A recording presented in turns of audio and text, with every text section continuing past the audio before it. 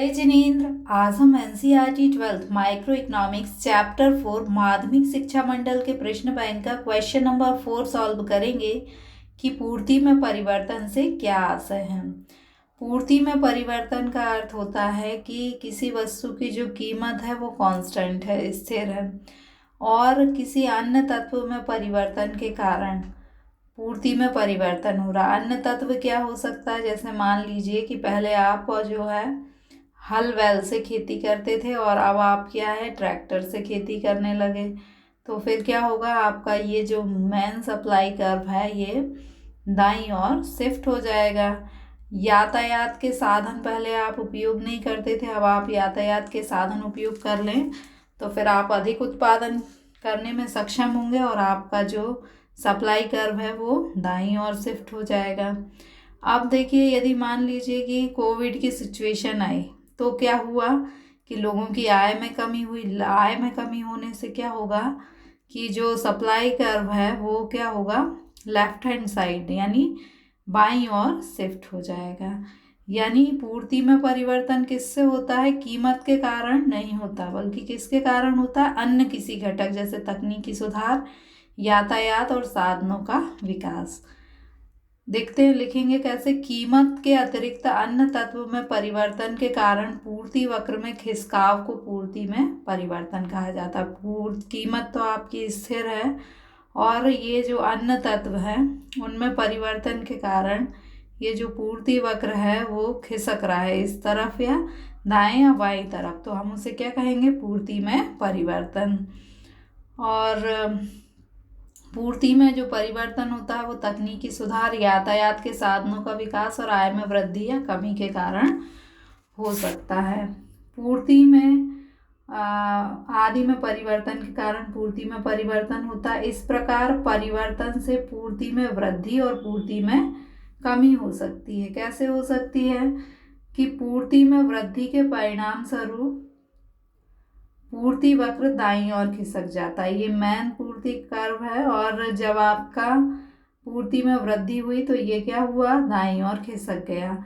आपने हल की जगह ट्रैक्टर से खेती की तो आपका ये पूर्ति वक्र दाईं ओर खिसक गया, यानी पूर्ति में वृद्धि हुई। और पूर्ति में कमी के कारण पूर्ति वक्र क्या होता है, बाईं ओर खिसक गया। कोविड के कारण आपकी आय कम हो गई, इसलिए ये पूर्ति वक्र क्या हुआ, बाईं ओर खिसक गया। फाइनली हमें क्या याद रखना है कि पूर्ति में परिवर्तन किसे कहते हैं, कीमत में परिवर्तन के अतिरिक्त, मतलब कीमत के अतिरिक्त अन्य किसी घटक में परिवर्तन के कारण यदि पूर्ति वक्र जो है खिसक जाता है तो उसे हम क्या कहेंगे, पूर्ति में परिवर्तन। ये जो अन्य घटक कौन से होते हैं, तकनीकी में सुधार, यातायात के साधनों का विकास और आय में वृद्धि या कमी। यदि जो पूर्ति वक्र है, ये मैन पूर्ति वक्र है, वो दाईं ओर खिसक जाता है तो हम कहते हैं कि पूर्ति में वृद्धि हो गई। और यदि पूर्ति वक्र बाईं ओर खिसक जाता है तो हम कहते हैं कि पूर्ति में कमी हुई। बाईं ओर खिसकेगा तो कमी और दाईं ओर खिसकेगा तो इसका मतलब पूर्ति में क्या हुई है, वृद्धि। What is the meaning of change in supply?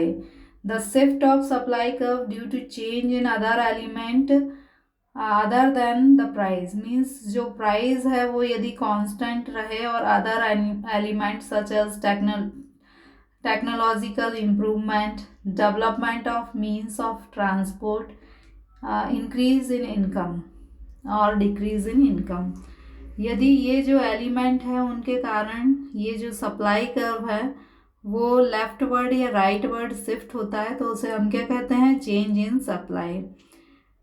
If supply curve shift in rightward means supply increase in supply, such as we use advanced technology, so supply curve shift in rightward.